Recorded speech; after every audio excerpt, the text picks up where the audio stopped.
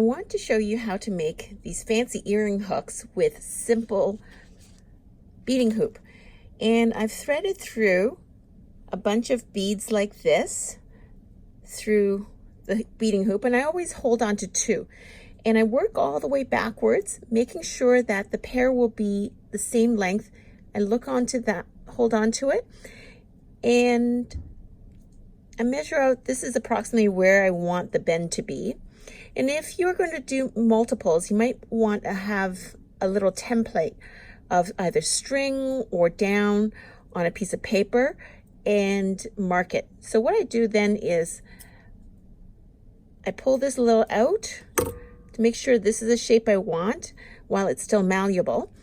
Then I hold on to the earrings and I make a little flare at the end. You don't have to do this, but I just like, I feel it looks more finished. And then I hold on to it on my block and I hammer. Now it's ready for your drop. It's very, very simple. And sometimes depending on the drop that you're gonna do, you might want to just straighten it out depending on how thick the drop is and how you would like it to sit. Like that.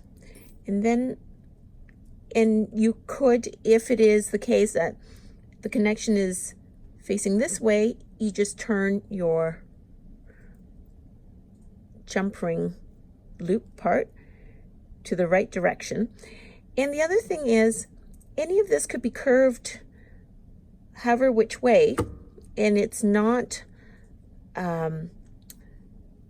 formed properly until you actually hammer it to lock it in. So if you don't like it, you can straighten it and you can actually bend it in multiple ways until you get the kind of look that you want.